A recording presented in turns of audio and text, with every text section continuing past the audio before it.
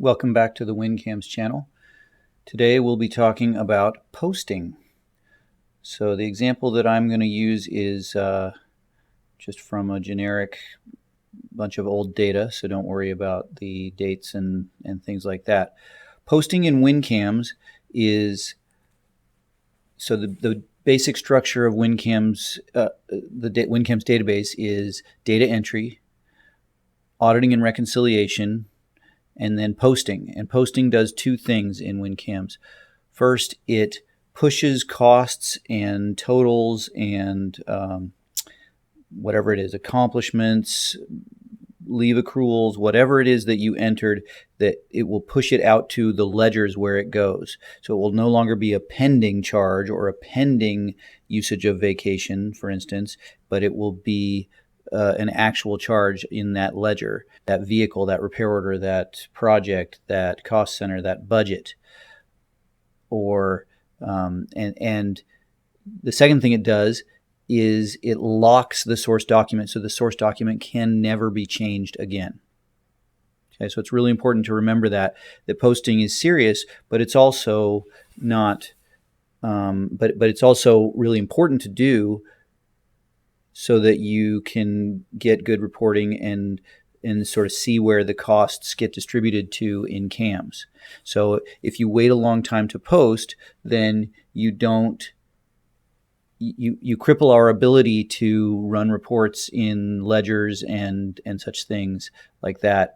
And you also leave the source documents, be they time cards, invoices, just about anything, available to be changed after the fact when they've already been audited and sort of put to bed. So I'm going to be working with posting time cards today. So all the posting programs can be found here under the posting button by module, or you can go into CAMS and then into your module and then the posting area. So if you're wondering about what posting programs do I need to run, well, the simplest way to think of it is, well, what do I enter in CAMS? If I enter time cards, I need to post time cards. If I enter inventory issues, I need to post inventory issues. Now there are, which is actually called post material charges. There are some things that do not need to be posted, such as inventory receipts. They just are live, and there's no need to post them. There are also certain things that you post where you don't actually enter anything, such as posting depreciation or posting earnings of leave accruals. These are things that happen because the calendar turned or the sun rose and set, and we just keep track of how far along we are with posting. So we go into posting, applied charges, post time card, labor, equipment, and overhead. Okay, so the source of this, oops, I've already got it running here. The source of this is going to be, of course, the time card. So you can at any time go into a posting program and just come in fresh, and it's got selection criteria just like a report. So you can select on posting a period, posting a single employee, posting a single employee for a single day, posting a division, however you want to do it.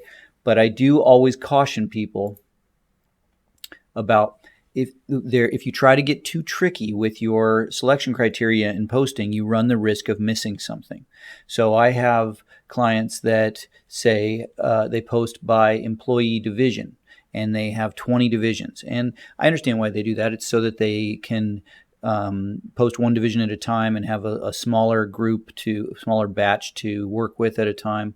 Makes perfect sense. But if you get distracted or you miss a division, then that division is just out there never getting posted. So what I encourage those people to do is, at some point at the end of posting a period, once they feel like they've gotten all the divisions done, go ahead and collect for posting with no division, and just for that same period you were doing, and make sure there's nothing out there. At the end of the year, when you collect for posting, it should come up with nothing. No errors, no exceptions, and nothing to post, because you've already posted everything. And if there's something that it comes up with, then you either missed it in posting or it got back entered after you into another, that maybe it was entered with an incorrect date or something like that. But you either need to fix the record, delete the record, or actually post the record. So posting has 3 steps. First, we collect records to post. Then we either write our exceptions, saying these are the things that CAMS didn't like, or we write our audit trails saying these are the things that CAMS did like and here's what it's proposing to do. And then once we've done those things, we post valid records, which locks in the process. Okay, so I'm going to go in and I can have no selection criteria, just go with all and say collect records to post. It warns me saying all unposted time cards will be collected. Now this is a critical point to note. We will never post the same thing twice, ever, ever, ever. The only way we would post the same thing twice is if a posting crashed in mid-post, such as a power outage or what we call a phase 2 error, and it will say, please contact CSS and we will help you. But but once we post something and we mark it posted, not only can it not be changed, but it won't be picked up for posting again. Okay, so this is just warning me, hey, are you sure you want to post everything? Because this is going to post anything potentially that was just entered 5 minutes ago. So I'll say yes. It runs through my counts of my unposted time cards. It gives me green valid records. These are time cards that it finds that it liked. Red invalid records. These are time cards that had such a serious problem that it refuses to post them.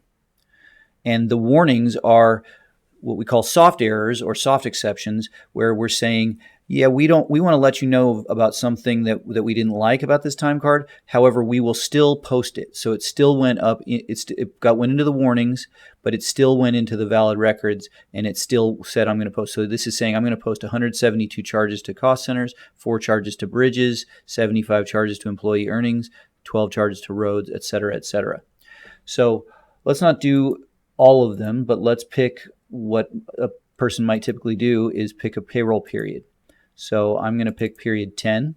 Okay, so I'm going to include period 10. You've got to include and exclude. So I could pick employee A through Z and then exclude employee K or something like that, just like in your reporting. So I'm going to add that. I could pick multiple things. Every single one of the selection criteria that I pick have to be true for a record to qualify.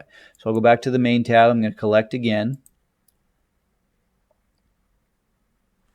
Okay, so this time I got a smaller number of records. It found 24 valid records, no invalid records, and 2 warnings. Okay, and now why people say, so why are these numbers not 24? Okay, because some time cards are eligible for posting, but they of course don't reference a bridge. That's fine. Some time cards might reference multiple cost centers, a labor cost center, an overhead cost center, an equipment cost center, and then of course there's clearing cost centers. So we're going to oftentimes in a California or Oregon environment, you're going to get, where we post to cost centers, you're going to get more numbers here than you had up here. Only 4 of the time cards apparently reference projects. So first thing I do is I want to see what those warnings were. Okay, so I'm going to write my exception report. It comes up in the report preview, and it says, warning, this vehicle is inactive. Okay, and it's saying this time card for November 2nd, 2015, this employee, so I can find it, references vehicle 3223, which CAMS thinks is inactive. Okay, so now there's always at least 2 reasons why that might be the case. One would be that the vehicle is correctly indicated as inactive in CAMS, and the time card got the wrong vehicle. Maybe it's 3232 instead of 3223, right? So one fix might be in the time card area, and I could go to that time card and fix it. And another fix might be in the vehicle area. So if I go to the vehicles and I look at 3223 here, and I go to the status tab, I see that this vehicle is currently active, but it only became active on the 9th of April, 2019. And I am posting a time card from 2015, which you would never be doing, but I'm doing with some old data. Okay, so I think the solution here is to say, well, first of all, maybe I did pick the wrong vehicle number, but in this case, I'm going to say 010115 is when this vehicle became active. Okay, and save it. And now, one thing that's critical to remember is that if you want to, if you make a change, then you have to recollect. Okay, so now I'm all green and I'm all good here, and my exception report button has not lit up. Okay. So now if I want to, I'm going to write my audit trails. Some people save these and they print hundreds of pages of audit trails. It is not necessary. You can save them electronically if you want. I don't even recommend that, to be honest, because all this information is already in your database. Everything that we're showing here is already there. The time cards, if you want to say, you can even once you've posted, you can start running reports by post batch number, right? So all this is saying is I'm going to post applied charges, time cards, to cost centers, and I'm going to post to these cost centers. Let's jump to projects. I'm going to post applied charges to projects. So payroll period, project number, breaking it all down, and I'm going to post a negative $245 labor charge. It must be a correcting time card or something like that, right? I'm going to post time cards to vehicles. So there's our 3223 vehicle, a Kia Sophia, and I'm going to also hit this repair order for $12.26 of labor. Okay, so go over this to your heart's content, but you already did, presumably I already did my audit trails and my my reconciliation of my time cards long ago. My supervisors, my employees might have submitted them. My supervisors might have looked over them. My payroll staff or my timekeepers might have, checked for valid leave accruals, whatever it is. I don't normally think that this is the spot where I'm going to catch something. Now, I might catch something as the grand total level. If you're an order of magnitude off, you could catch that. But I don't think that I need to go through this with a fine-tooth comb if I don't want to. Okay, so if I like what I see here and I like what was in my audit trails, then I go ahead and post. Okay, so I can just hit the button and post valid records. It runs through the posting, does all its counts.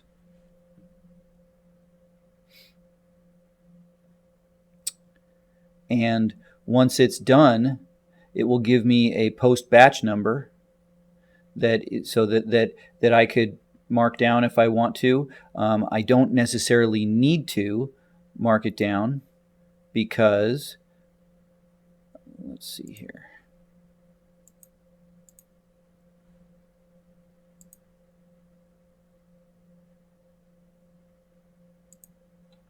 Because under File, System, and Post History, it should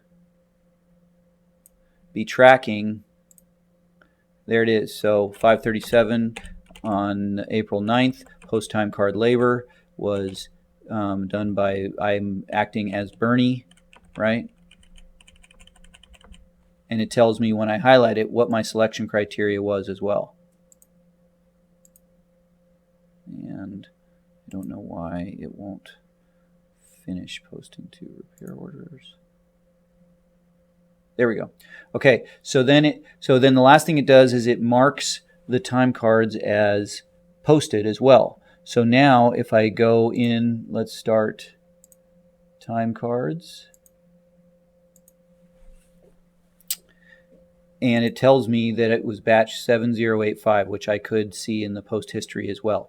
And you'll also notice that now my selection criteria pay period 10, if I collect now, I get nothing. No records collected because they're all marked posted and they will not post again.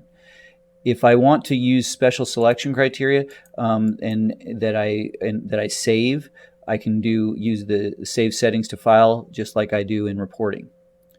Okay. If I go to my time cards now for period 10, okay, I'm going to go in and do period 10 to period 10 and set my filters, and I'm going to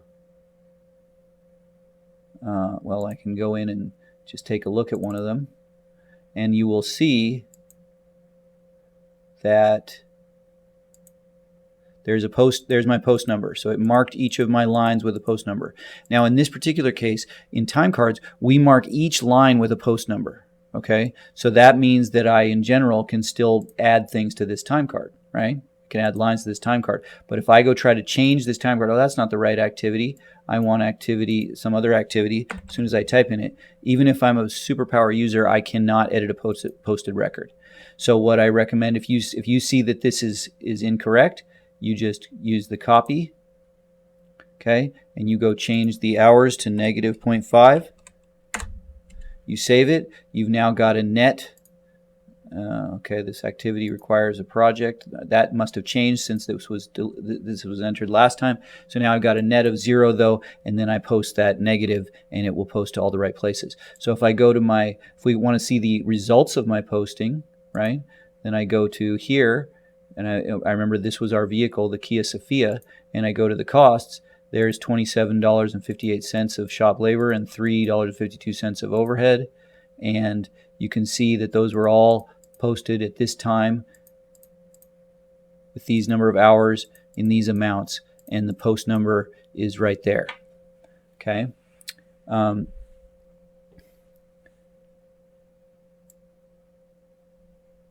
And what else is interesting about posting? I think that's about it. One thing to note that I can't remember if I said this or not, but if it's an invalid record, we will not post it. We're putting it in the invalid record count, and you can still post the valid records, but we are skipping the invalid record, and we will not post it. If it's a warning, we will warn you, and we will still post it. But you always have to collect again after you correct your warnings and your invalid records. Okay, so at the end of the year, as I was saying, I should be able to go in and to any posting program and hit collect all, and I can collect at any time. You can collect mid-month, you can, whatever you like, and I should get no counts here, right? Because there's everything is entered and posted and done, and we are all completed. Okay, and if I leave things behind, then that means that this vehicle, for instance, did not get all of its costs, right? Okay. What else is there? And there are a few interesting things about posting. You can't run 2 posting programs at the same time on the same workstation, or you'll get you'll get a message if you try to. So I'm going to close post time cards, and I'm going to go to, say, post AP invoices. And Post AP Invoices has a special option for to just create inventory receipts. So regular posting is post the whole invoice, hit the vehicles, hit the projects, hit wherever you're going to hit. Create inventory receipts is only for updating the inventory, keeping the inventory as close to live as possible without locking down the invoice. So let's just see what's in here. No selection criteria has been entered. All unposted invoices. Okay, so we found 7 valid and 7 invalid. We write our exception report. It tells us various things. The key thing to remember, you don't have to just step through these. Oh, so this invoice 111 for vendor E00037, has a cost center that does not exist in CAMS. So that's probably just my goofy data, but it could be that at the time it existed. Here's one that says invoice LKP test, the distributed amount does not match the total amount. Okay, so if I go in to invoices and I look for invoice LKP test, then we should see that the distributed amount on the detail tab does not match the total amount, and so we don't want to post that.